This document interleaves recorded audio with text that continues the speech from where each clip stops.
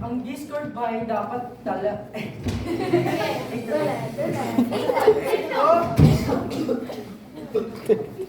Ang Discord ba ay sa pag-aaral ay dapat gamitin.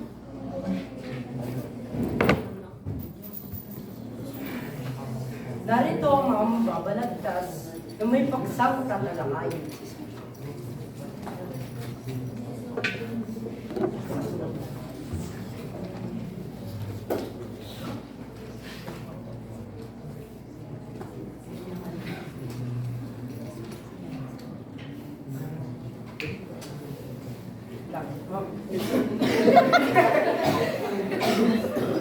Pwede naman ito. Guys, okay, 2 minutes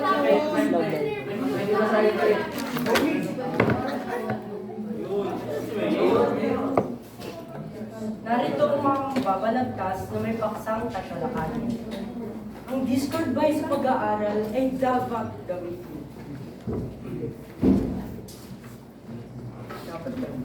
Komunikasyon ba ay mapapadali at masosolusyonan o ang pag-aaral ng mga kabataan ay hahadlangan? Ang Discord ay tinatangkilik ng karamihan, ngunit tinatanggihan ng ilan. Kaya para malaman kung talagang epektibo ito, atin silang pakinggan. Ang Discord ay kaya sa lahat.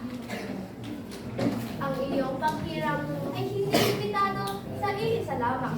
Ang iyong mahinang boses noon, ikay magbibigyan pagkakataon. Sa Discord na aplikasyon, ikay malaya sa iyong mga aksyon at desisyon. Ang literal na kahulugan ng Discord ay hindi pagkakasundo. Kaya bakit pa natin ito gagamitin? Kahit sino ay pwedeng magkaroon ng kontrol sa kahit kanino, pero di nila akalain. Ang iyong sasabihin ay iibahin at sa iyo, iiba ang kanilang tingin.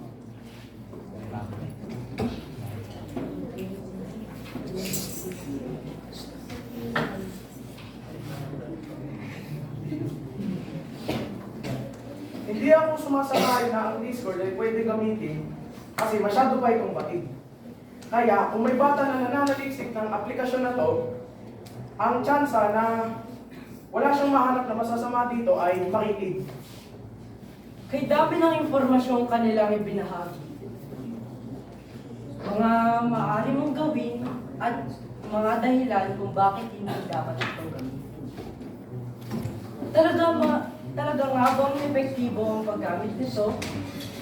Kaya bilang isang mag-aaral, pakinggan nyo.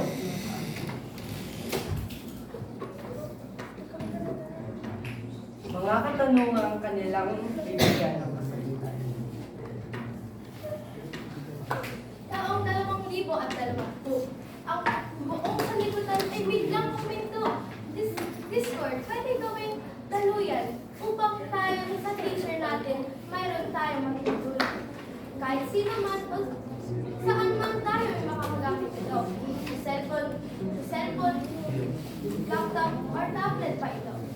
Discord, ito ay pwedeng masasolusyonan kung ikay may sakit. Kaya, kung may sakit at kung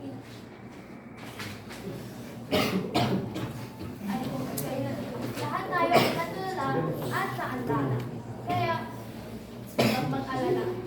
Ang Discord ay pwede natin gamitin paraan. Ngunit sa Discord, marami kang magagawa. Kasama na dyan ang pandaraya.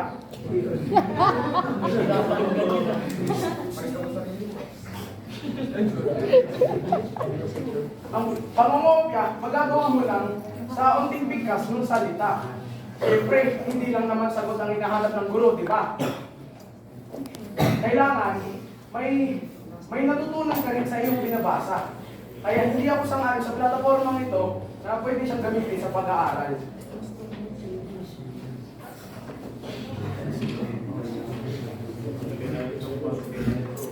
Dahil maraming bagay na nakahadlang at naabala.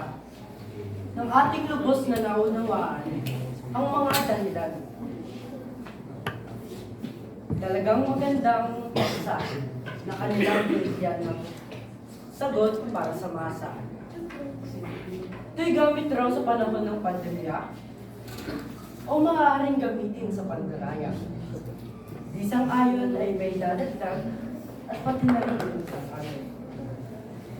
Nung pag ito'y ginamit, tiyak na hindi kayo magugulat.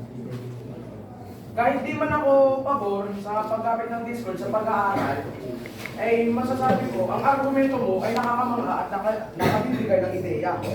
Kaya oo nga, di ako nangayon na ang Discord ay magagamit mo sa pag-aaral. Pero pag makukumbinsi mo man sila, ipahala na sila, wala na ako dyan. Para sa konklusyon, ito lamang ang akin. Lahat tayo ay may talinong angkin. Magamit man ito sa masama o makabuti. Pero kung kayo gustong gawin itong maganda, ikarin. Sana gamitin mo lamang sa tama. Huwag magpapadala sa mga bulong na masama.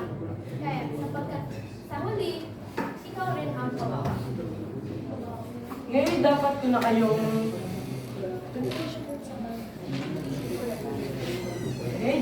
kayo'y tumigil. Baka mayroon pang sa dami ng inyong binahagi, tiyak na maraming nawin. Magandang sinabi ni Des ang ayon. Sa paggamit ng Discord, ikay malaya. Kaya lahat ay maaari mong gawin, pati na rin ang pagdaraya. Katumbas ng panandaliang saya. Ngunit, sabi nga ni Sang-ayon, ang paggamit ng Discord ay nasa tao at dapat ikay may layon. Ito'y naging daan sa panahong mga tao ay nasalat ng tulala na ang pagpasok sa eskwela ay pinagbawal. Kaya hindi dapat ito abusuhin at sa tama ito'y gamitin. Dito nagtatapos itong balagtasan ating nasagot ang inyong katanungan. Discord ba ay epektibong gamitin sa pag-aaral? Okay, Nak? Okay. Alisin ko na.